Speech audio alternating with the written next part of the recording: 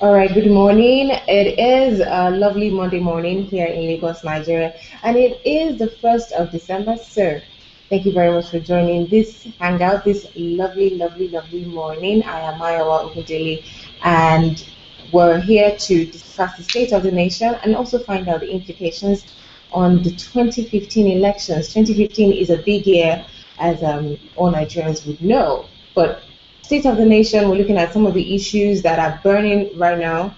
There's the PVC distribution challenges. There's the oil price, which is falling. So many issues. There's also Boko Haram and renewed attacks on innocent citizens. And with all this, we're going to look at them in light of 2015. What 2015 without issues is already big. So when you add 2015 and these issues, we're wondering what we're looking at and what we're up against. So, and on the hangout, I have Godi. Godi, thank you for joining the hangout. Where are you calling from, please?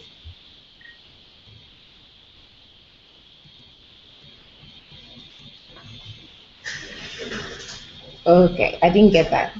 Okay, I said good morning. It's nice to be on the call. I'm calling from Prague, Czech Republic. Okay, thank you so much. We also have Stanley.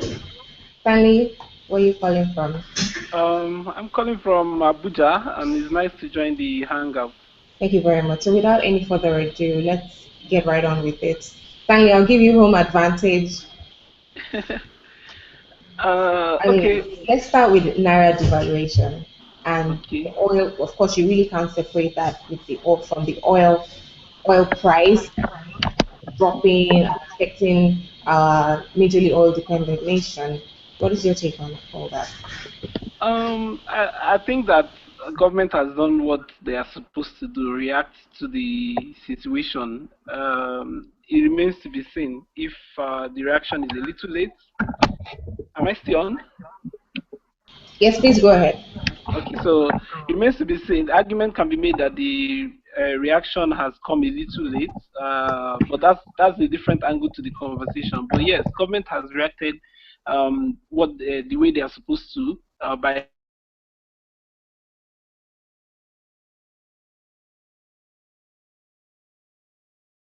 So we just lost Stanley on the hangout. Godi, I'll move over to you really quickly. Still on the same issue, Naira devaluation. I mean, did we see this coming at any point? Yeah, hello. It would be mad or it would be absolutely insane for someone to say they didn't see this coming. And we we are a nation that are only reactive to issues. We are not proactive. We don't have mechanisms to actually think about a situation where something happens and how we react to that. We only wait until the last minute before we are able to do something, and that is why a lot of the crisis we have in Nigeria is still not solved. We don't have a clear-cut strategy or analytical process where we can deal with something that has yet to occur. And if that does happen, how do we react to it? Yeah, everyone knew that the prices, it has happened before. Maybe it wasn't that low as it was before. It has happened before that the oil price was, slumped, and we have had situations where we devalued our naira before. So we should have anticipated that this spending we've been spending, how are we going to cut down on the spending to be able to save some money? If the prices of oil did fall, what is going to happen? You know, um, uh, in the course of this show, I think there will be more points which I might have to raise because our government has not really shown that they are able to tackle issues properly. They have not been able to save enough money. They has just been going on a rampaging spending spree, wasting money. What we read on the pages of newspaper or here in the media is about billions of dollars or millions of dollars of awards of contracts for things. It's crazy, seriously. So yeah, uh, we should have already said that it's going to happen. So Okay, if okay, they say that, sorry yeah. about that. So Godi, do you think, I mean, let's also look at the other side to this issue. Oil slump is definitely not good for the average citizen.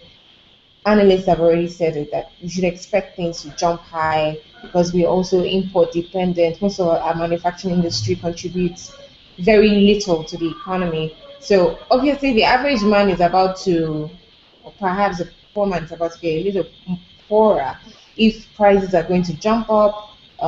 Prices of goods and services will definitely go higher, and I don't think employers are now going to say, "Hey, we realize that you may not be able to spend so much, so let's increase your salary." Maybe that's not going to happen.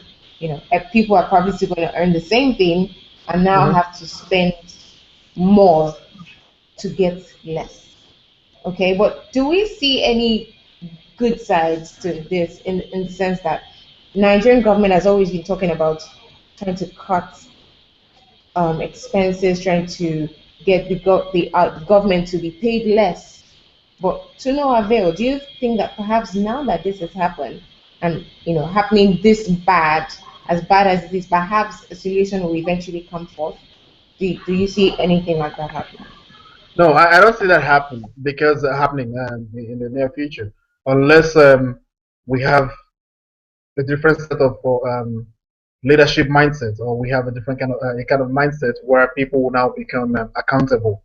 Because a lot of and it's our politicians, our leaders, or so-called leaders, they have bogus projects that are ongoing. Most of them are actually giving contracts and awarding contracts to their nooks and cronies to be able to appease those who are around the corridors of power. Um, the mindset would not change because the money, they will find way to get more money and spend it on frivolous expenses. For example, last week I was reading that the federal executive was approving how many billion naira for importing of some kind of stove for women. Now, I'm not a professional in economics. I don't know anything about it. But then, to the ordinary person in the street, you ask yourself, what is the benefit of this? How can this improve the life of the poor people in the street? We're a country where if something goes up, it never goes down. Now, if we did have something that does cushion the effect of price increase, a lot of people who will say, okay, we can adjust and tighten our belts. If we are importing fuel to the average Nigerian, and then the price of petrol has dropped and the value of the naira, the naira has been devalued. How do you ensure that the pump price is going to be beneficial to the poor man who actually does not have an increase in his salary, just like you said?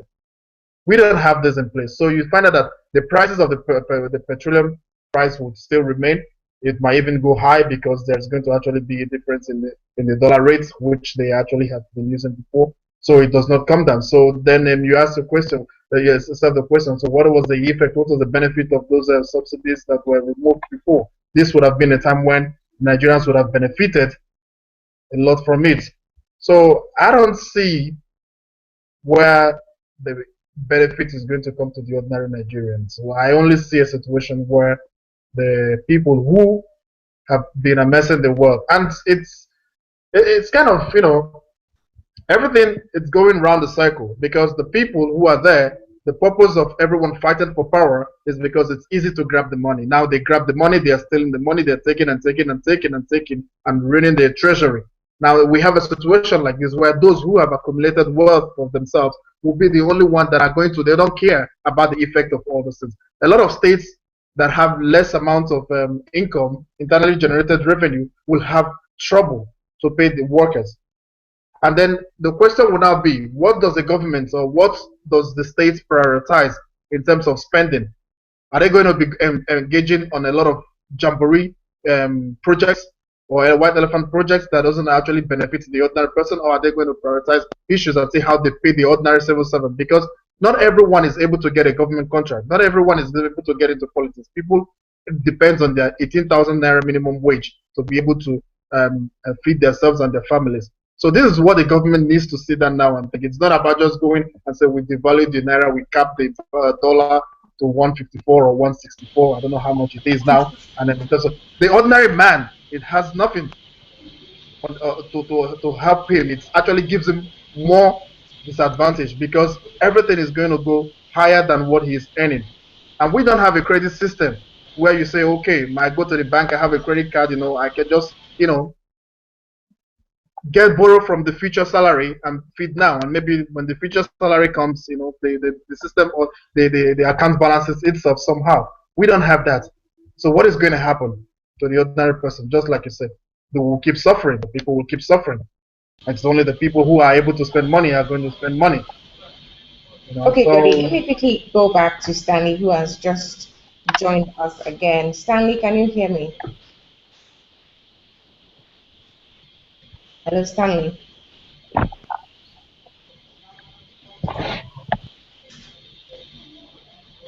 Stanley, can you hear me?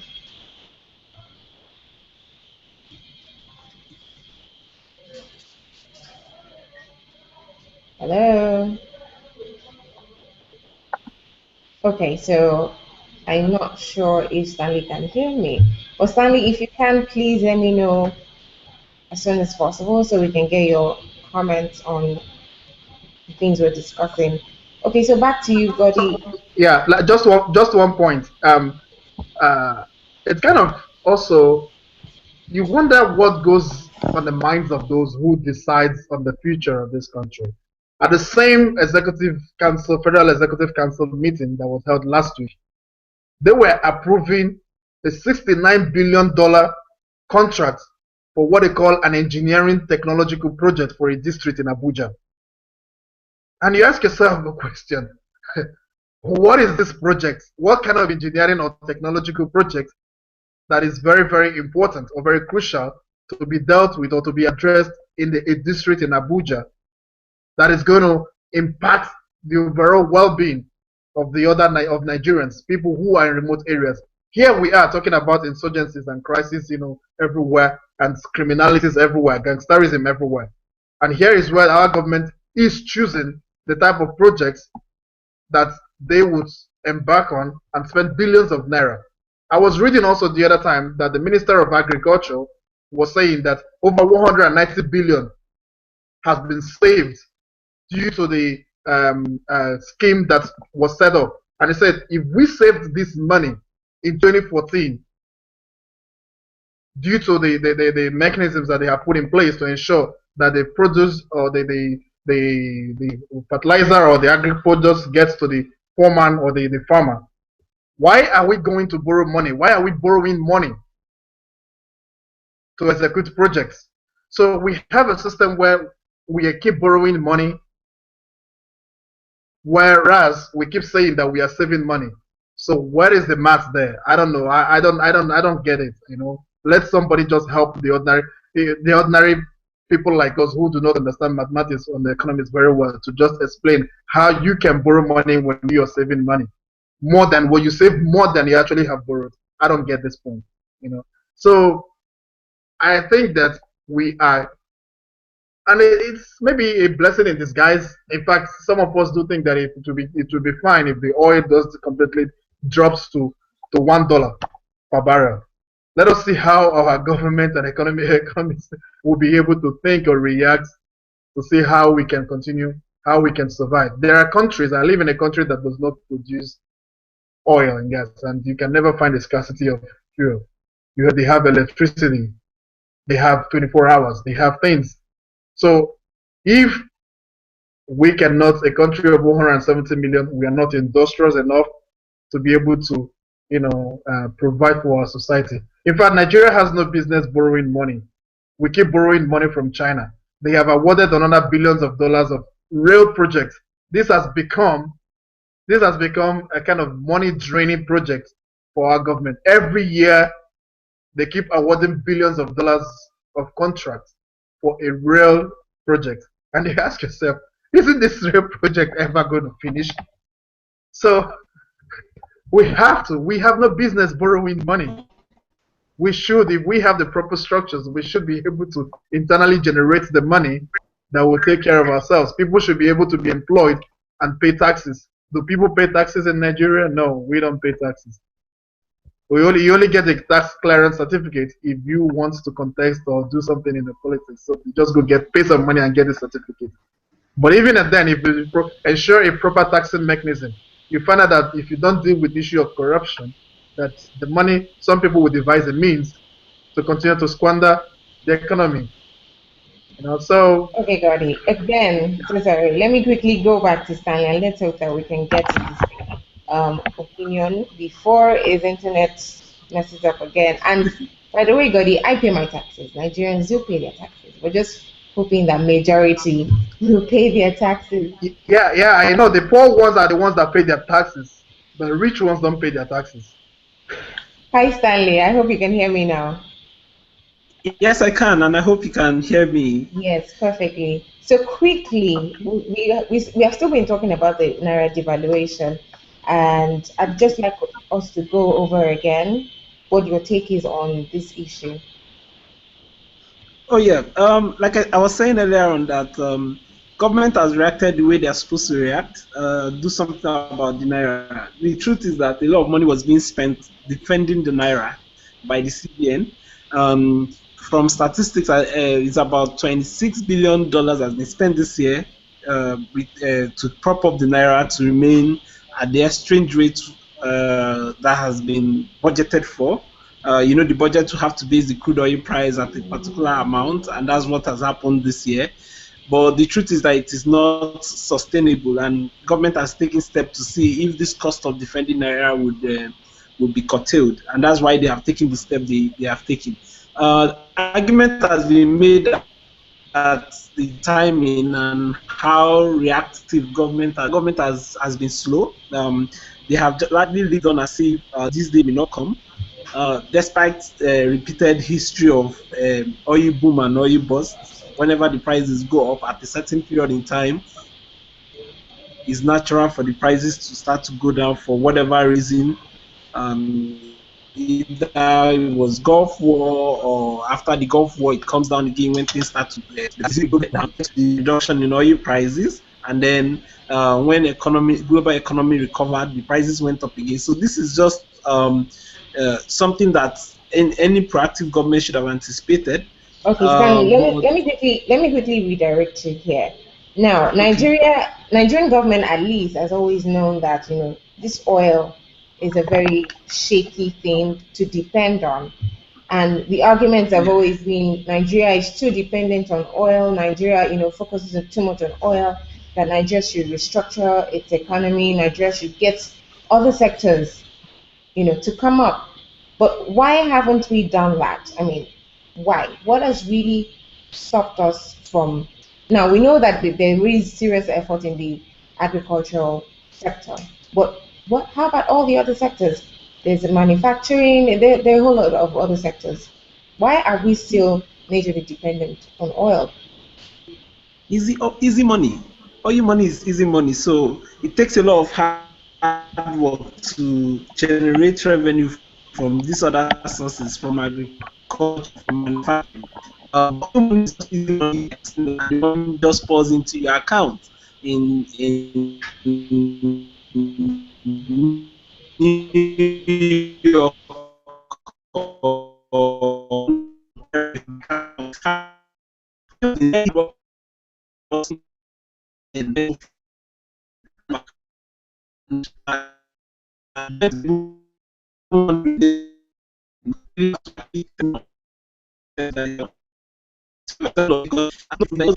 sustainable. They will still be able to pay salaries. They will still be able to do all of their contracts and all their obligations. But that if you follow the the story of it, a lot of hard work, took a lot of effort this the market people that don't have book record to pay a certain amount of taxes.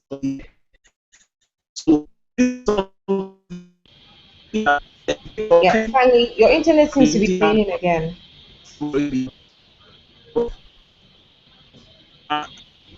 Hello? Stanley, if you can hear me, your internet seems to be failing again. We can hardly make out what you're saying. Hello, Stanley. So Stanley, just hold on a sec. Let me go over to Godi and perhaps when we are back, you know. Okay, you can hear me. All right, great. But we can hardly hear you because there's this echo, so we can hardly get what you're saying. Hello, Stanley. Okay. Yeah, I know that you're speaking, but the thing is, we can hardly hear you. So let's just hold on for a sec. Let's hold on a bit, and let me quickly go over to Godi. And by the time we're back, hopefully things will be stable and normal again. So just please hang in there. Godi, very quickly. Godi, very quickly. I want us to, go over the main issues and find out what these things are saying concerning 2015. So there's the PVC distribution. There's a lot of people are claiming that INEC has disenfranchised them just because they're unable to either register or get their voter cards. And INEC has said if you don't have a permanent voter card, you're not going to vote. I'm sorry. But at this rate, this is already December 1st, and a lot of people don't have their cards yet. And we're looking at January and then February. So don't even count February. So we're just looking at January. Okay. There's also Boko Haram. I mean, I want you to quickly look at these issues and tell me what you see concerning 2015.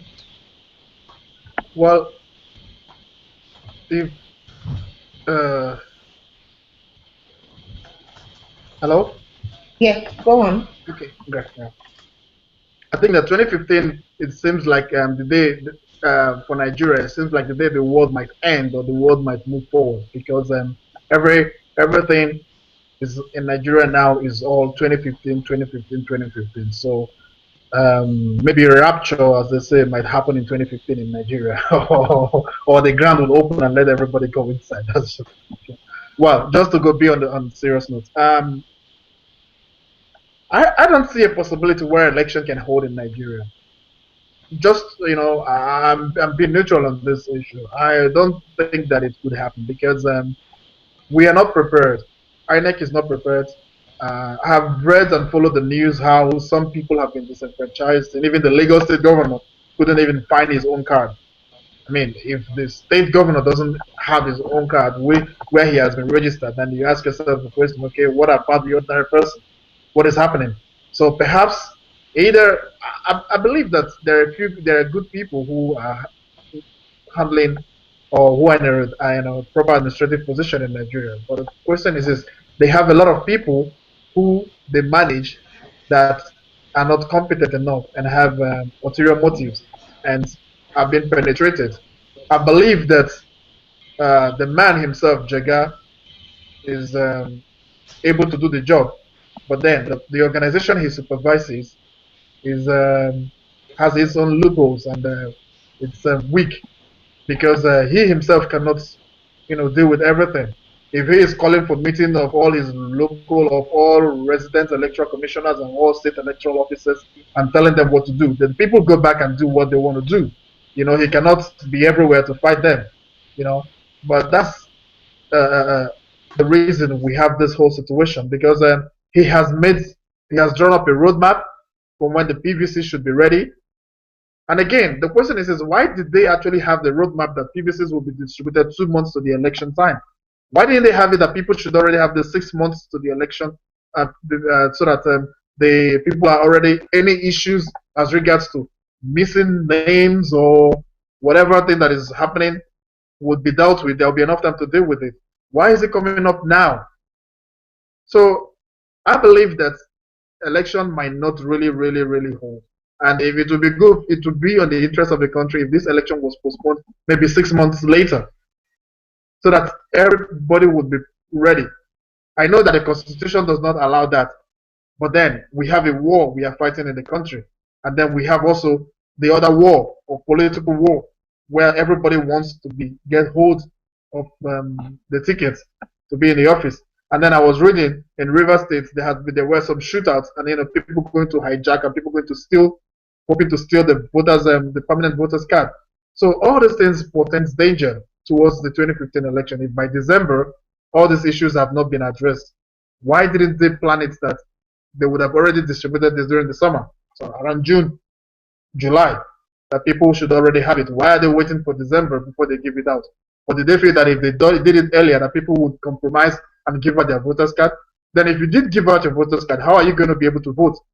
So these are the things which I said that, in our country, we don't have the proper system where we follow schedules properly, where people work hard to make sure that things happen. We only speak about the issue and then we wait in the last minute to say, oh, Nigeria, we solve it in the Nigerian way. There's going to be definitely a way. So INEC should come up with a plan. It should come up with answers. And the question is that is why the opposition are keeping, they said it's been cynical somehow as regards to the shoddy behavior of INEC. Why is it that in some states which they seem are mostly populated by the opposition party, they are the ones that have been affected with this issue? Is it that INEC does not have a mechanism to manage people who are more populated in these states? I mean, that would be incredible. That would be insane to think in this way because Okay, Gordy, hold your thoughts. Gordy, hold that thoughts. Let me quickly head over to Stanley. Stanley, can you hear me? Hello, Stanley. Yes, Okay, yes, I Stanley, I can know you're trying. hear Okay, great. So, I you. mean, how do you react to all these things that Gordy has said? And I also want you to quickly look at the major issues that we're discussing and then tell me what you I see can concerning hear 2015. you. Yes, Gordy, go ahead. Yeah, so all it needs is just to have a date. So, I don't me.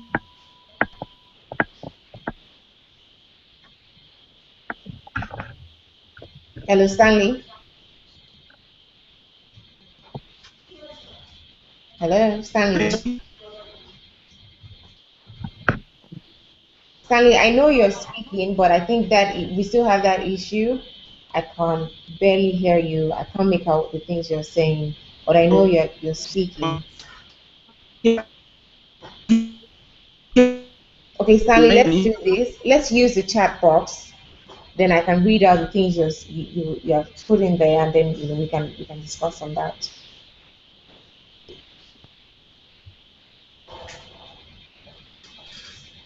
Hello, Stanley.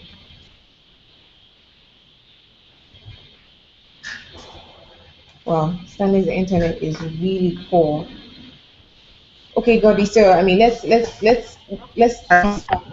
up where Yeah, we stopped. yes. So what I was saying is, what does it take to really print a card?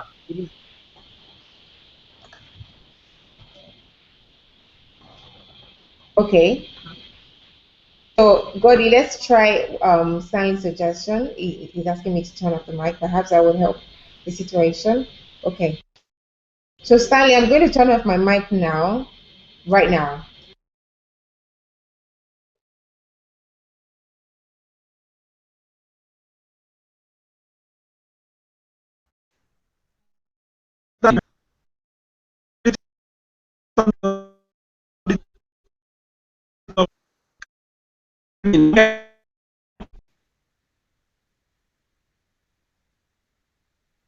Okay, we just lost Stanley again. Oh, that's really something. Okay, so I guess the mobile network companies in Abuja should take note since like internet there is pretty bad. Okay, so Gordy, let's go over again. Now you say that you think elections will hold in 2015. Don't you think that's like it's not a wish, but don't you think that's like a very tall order? I mean, that's almost unheard of in Nigeria. Yeah. Just as a side talk, you see, Stanley is struggling to be able to be on the call, and we talking about uh, Nigeria where telecommunication and the has been privatized and internet connection and everything had been for how many years now? It's 14 years, 13 years. It's already in existence, and then the company is already there are still not able to provide a better quality service for people. Those things are very cheap for people to be able to make a proper call and then have data. are accessible. They just only rip the people off. All these things are connected to how we run things in Nigeria, how things are being done. We are not interested to do the things properly. We only just have an ad hoc situation where we just solve an issue and we just like let it be solved in this way temporarily, patch it, So it goes back, it's in line with the situation we are entering now. We are going into January. January, people are already finalizing their campaigns, and some of them do not have their card. And elections are scheduled for middle of February. I think that INEC is not ready. The people, the politicians are not ready. The government is not ready because how do you explain a situation? INEC came up with the extra 3,000 plus polling units, and then maybe they withdrew it. I don't remember how it followed the sequence of events. Now people protested against it, and then they wanted this. All those things. What does it take to issue a card? You say it's a biometric. I don't know if it's a biometric card. What does it really take? What it takes is just have a proper database. There are companies everywhere that are providing all these kind of services. You don't even need to spend billions of naira. You should give in contracts to somewhere. You just need to have your proper IT infrastructure. INEC should be able to have their proper IT infrastructure set up. That you just need to fill up your data and they submit it and they tell you come and collect your card. If I open a bank account today, in 2 weeks, my card with my new ATM card will be sent to me. I don't need to go here, go there, go there. Just fill up your name and your address and stuff like that. They just issue it to you and send you your PIN code. It doesn't.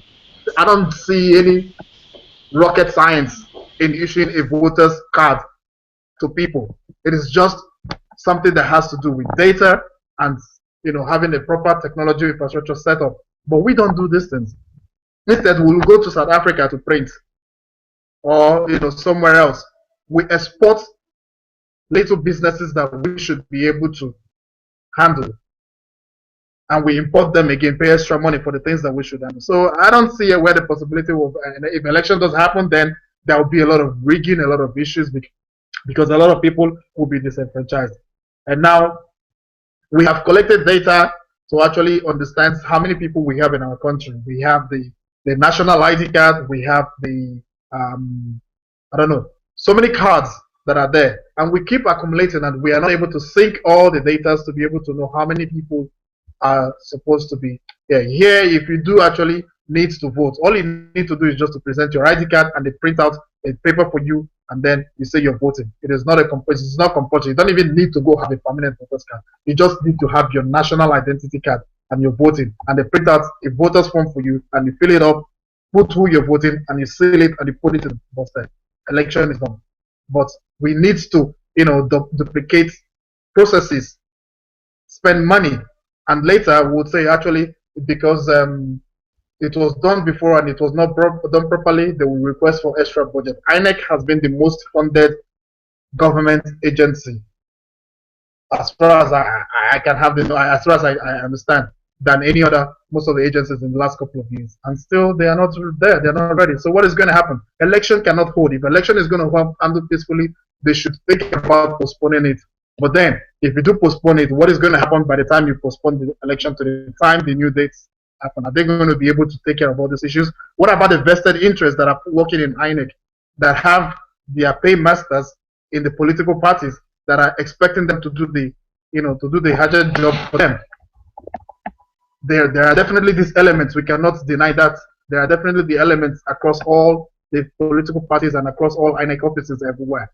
So all these things we need to deal with. 2015, like I said, it feels like in Nigeria, the time when, according to how those who believe in rapture is going to happen, and people will be data disappear, or the ground will open and people will just be swallowed.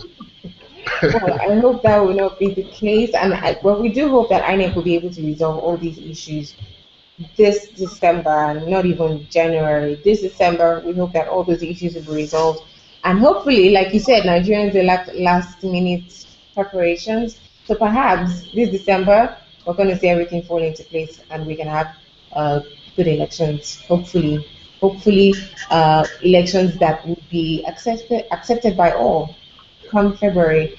Well, it's painful that we've not been able to have Stanley speak as much as we'd like to on the Hangout, but this is where we have to draw the line and call it a Hangout. Hopefully, on another angle, we'll be able to get Stanley to speak. Um, Hopefully, with better internet as well. Thank you so much, Gordy, for always joining and for always availing us your presence. Have a good day. Thank you. All right. Thank you. Thank you for watching the Hangout. You can please be a part of this conversation by tweeting at Channels Beam. You can tweet at Channels Beam and let us know your thoughts and what your take is on the issues that we've discussed today.